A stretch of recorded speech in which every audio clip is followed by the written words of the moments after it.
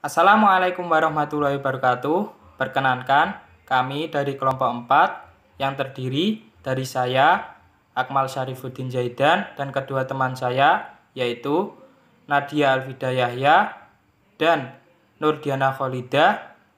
Kami akan mempresentasikan hasil makalah kami yang berjudul Hukum-Hukum Perkembangan dan Metode dalam Penelitian Psikologi Perkembangan dengan mata kuliah Psikologi Perkembangan dan Teori Belajar, dosen pengampu Bapak Muhammad Muhsin Arumawan, MPDI. Langsung saja kita masuk kepada materi pertama, yaitu hukum-hukum perkembangan. Hukum-hukum perkembangan. Hukum perkembangan merupakan suatu konsepsi yang bersifat deduktif dan menunjukkan adanya hubungan yang tetap dalam kurung continuous. Dalam hukum perkembangan, proses perkembangan yang berkesinambungan, beraturan, bergelombang, naik dan turun, baik berjalan dengan kelajuan cepat maupun lambat, ini terbagi menjadi 4 macam hukum. Macam-macam hukum perkembangan. 1. Hukum konvergensi.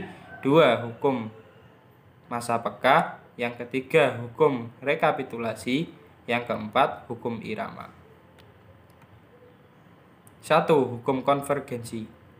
Hukum ini lebih menekankan tentang penggabungan antara pembawaan dan lingkungan. Hukum ini dikemukakan oleh seorang tokoh berkebangsaan Jerman yang bernama William Strand dan dikenal sebagai teori konvergensi. Contohnya, seorang siswa yang pengaruh antara lingkungan dan pembawaan sama besarnya atau seimbang, maka hasil dari pembelajaran juga akan seimbang, karena semua bawaan sang siswa bermanfaat dalam proses pembelajaran. 2. Hukum masa peka. Masa peka adalah suatu masa ketika fungsi-fungsi jiwa menonjolkan diri keluar dan peka akan pengaruh rangsangan yang datang. Istilah masa peka pertama kali ditampilkan oleh seorang ahli biologi dari Belanda bernama Profesor Dr. Hugo de Vries.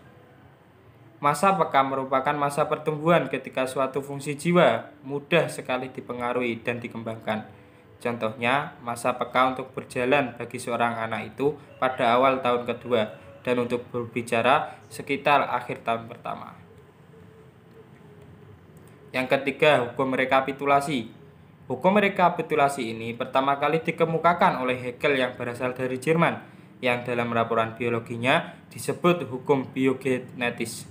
Dia mengatakan bahwa ontogenese merupakan rekapitulasi dari filogenese, yang berarti perkembangan suatu makhluk hidup adalah rekapitulasi dari perkembangan seluruh jenis. Namun pendapat ini oleh para ahli ada yang menyetujuinya, namun juga ada yang tidak menyetujuinya. Perkembangan individu dapat digolongkan ke dalam beberapa fase atau masa. 1. Masa berburu dan menyamun 3 sampai dengan 8 tahun. Yang kedua, masa berternak 8 sampai dengan 10 tahun.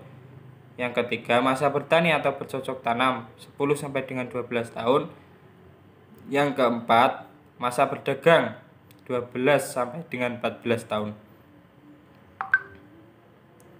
Yang keempat, hukum irama perkembangan. Hukum irama berlaku untuk setiap manusia. Hukum ini juga dapat diartikan suatu perkembangan yang bergelombang baik pada perkembangan jasmani maupun perkembangan rohani. Contoh dari hukum irama perkembangan, pada suatu masa, laju perkembangan seorang berjalan dengan cepat, terkadang berjalan dengan lambat, dan bahkan sedikit pun tidak tampak kemajuan, dalam kurung terhambat. Perkembangan seperti inilah yang dinamakan bergelombang atau disebut berirama.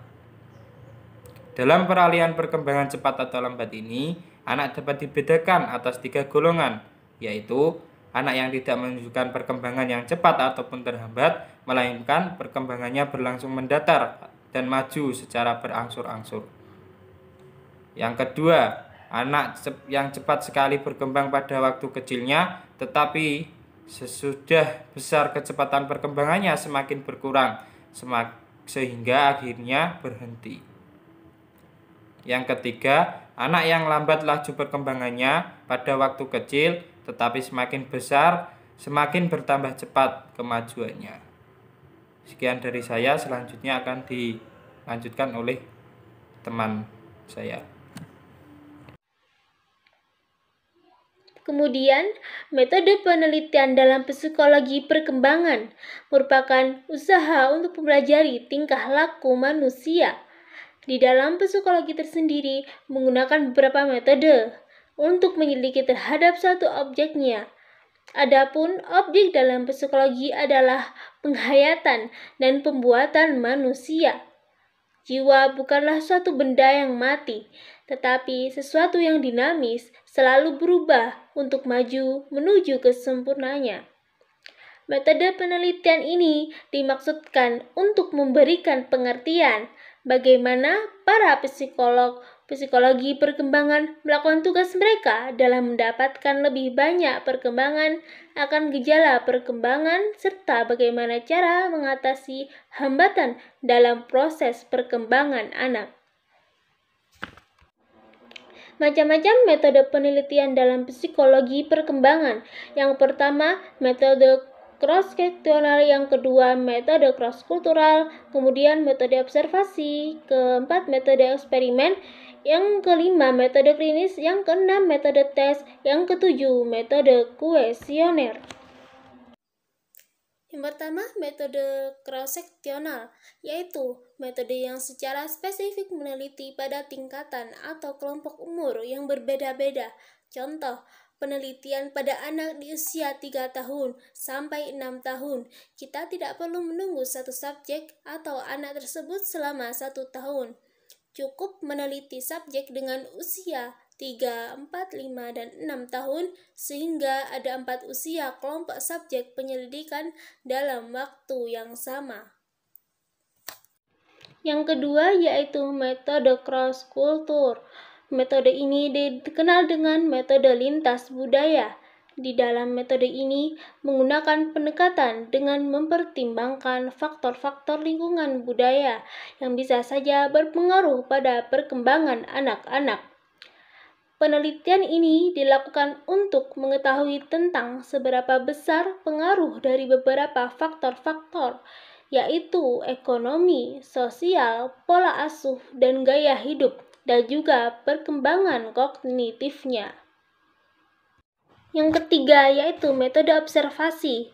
Metode ini dibagi menjadi dua, yaitu observasi alami atau natural observation, kemudian observasi terkontrol, controlled observation.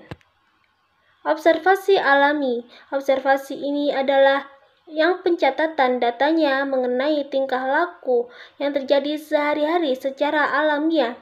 Maksudnya, yaitu peneliti melakukan pencatatan terhadap kehidupan anak tanpa mengubah suasana dan mengontrol dalam situasi-situasi yang direncanakan. Kemudian, observasi terkontrol.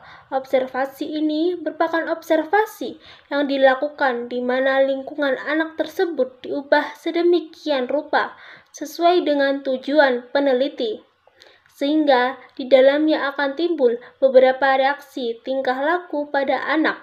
Misal, ada seorang anak yang ingin diketahui reaksi dan sikapnya terhadap lingkungan pergaulannya, akan ditempatkan pada lingkungan sosial yang sudah direncanakan. Yang keempat yaitu metode eksperimen. Metode eksperimen adalah metode penelitian dalam psikologi perkembangan dengan melakukan kegiatan-kegiatan percobaan pada anak. Menggunakan metode eksperimen terhadap anak-anak tidaklah mudah karena mereka sangat mudah dipengaruhi berkelakuan sesuai dengan suasana hatinya dan sulit diberikan pengertian serta sulit ditebak maksud kebenarannya. Metode ini dibagi menjadi dua. Yang pertama, eksperimen murni. Dengan cara ini, kontrol terhadap situasi dapat dilakukan dengan lebih baik, sehingga lebih mudah menentukan hubungan antara satu variabel dengan gejala perkembangan lainnya. Yang kedua, eksperimen lapangan. Eksperimen ini bertolak dari kehidupan nyata. Dalam hal ini terlihat bahwa seringkali hubungan antara suatu variabel dan satu gejala perkembangan tidak dapat dilihat dengan pasti. Kemudian, yang kelima, metode klinis. Metode klinis ialah sebuah metode yang khusus yang ditujukan kepada anak dengan cara mengamati, mengajak berkomunikasi terhadap anak melalui cara tanya jawab terhadap anak untuk mengetahui psikologi perkembangan anak. Yang keenam, metode tes. Metode tes adalah metode yang digunakan untuk mengadakan pengukuran tertentu terhadap objeknya. Metode ini menggunakan penyelidikannya dengan cara pertanyaan-pertanyaan, soal-soal atau ujian, dan lain-lain. Tes dapat dibedakan menjadi berbagai jenis, yaitu A. Banyaknya orang yang dites, seperti tes kelompok, tes perorangan. B. Peristiwa kejiwaan yang diselidiki, seperti tes pengamatan, tes perhatian, tes ingatan, dan lain-lain. Yang ketiga, berdasarkan atas cara orang yang menjawab atau mengerjakan, seperti tes bahasa atau tes peraga. 7. Metode kuesioner. Kuesioner atau angket merupakan metode penyelidikan dengan menggunakan daftar pertanyaan yang harus dijawab atau dikerjakan oleh orang yang menjadi subjek dari penelitian tersebut. Angket dalam pelaksanakannya ada dua cara. Yang pertama, kuesioner langsung, merupakan kuesioner yang diisi langsung oleh orang yang akan dimintai jawaban tentang dirinya, atau yang diisi langsung oleh objek penelitian. Yang kedua, kuesioner tidak langsung, merupakan kuesioner yang diisi oleh bukan orang yang dimintai keterangannya. Jenis angket 1. Pertanyaan tertutup atau closed question merupakan pertanyaan-pertanyaan yang isinya terdapat jawaban alternatif yang sudah dibuat oleh pembuat angket tersebut. Yang nomor 2, pertanyaan yang terbuka atau open question, yaitu bentuk pertanyaan yang responden masih diberikan kesempatan seluas-luasnya untuk menjawab pertanyaan tersebut. Yang nomor 3, pertanyaan yang terbuka dan tertutup, yaitu merupakan pertanyaan campuran dari macam pertanyaan tersebut di atas. Dari sini kita dapat menyimpulkan bahwasannya hukum perkembangan merupakan konsepsi yang bersifat deduktif, yang terdiri dari hukum konvergensi, hukum masa peka, hukum rekapitulasi, dan hukum irama.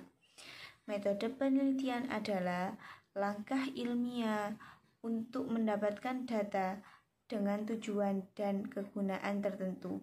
Metode ini mempunyai beberapa macam, yaitu metode cross-seksional, metode cross-kultur, metode observasi, metode eksperimen, metode klinis, metode tes, metode kuesioner atau angket. Dari sini saya mewakili kelompok saya mengucapkan terima kasih kepada teman-teman dan mohon maaf apabila banyak kesalahan. Wassalamualaikum warahmatullahi wabarakatuh.